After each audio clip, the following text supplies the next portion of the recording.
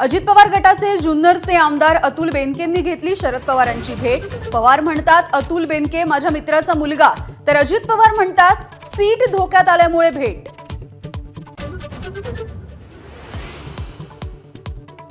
अदानींना झेपत नसेल तर धारावीचं टेंडर रद्द करून नव्यानं काढा, उद्धव ठाकरेंची मागणी। मुंबईला अदानी सिटी करण्याचा डाव असल्याचाही ठाकरेंचा आरोप।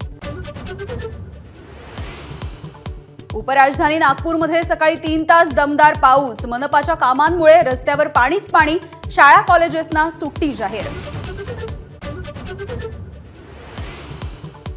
मुंबईकरांसाठी गुड न्यूज। पाणी देणाऱ्या 7 धरणांपैकी एक असलेला तुळशी तलाव भरून वाहू लागला। धरणांमधून मुंबईला मिळतं दररोज 2 कोटी लिटर पाणी।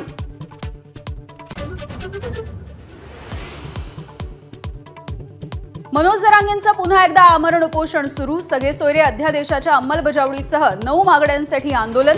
अंतरवालीला कुणीही येऊ नये असंही जरांगेंचं आवाहन।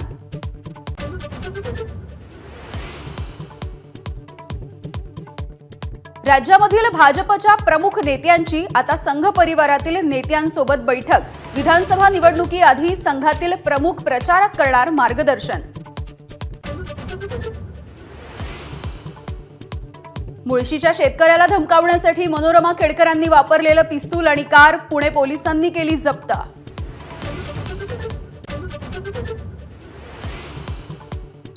सुप्रीम कोर्टाच्या आदेशानंतर एनटीएकडून नीटचे शहरानुसार आणि केंद्रानुसार निकाल जाहीर।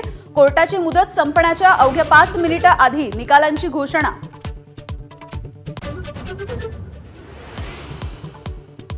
यूपीएससीचे अध्यक्ष मनोज सोनी यांचा राजीनामा। वैयक्तिक कारणांमुळे दिला राजीनामा। 5 वर्षांची मुदत पूर्ण होण्यापूर्वीच राजीनामा।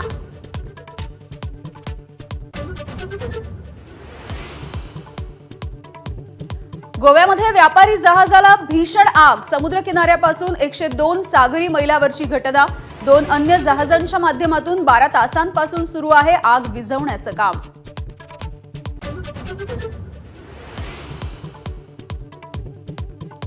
साताऱ्यामधल्या संग्रहालयामध्ये वाघनख सर्वसामान्य लोकांसाठी खुली। वाघनख बघण्यासाठी सातारकरांची मोठी गर्दी।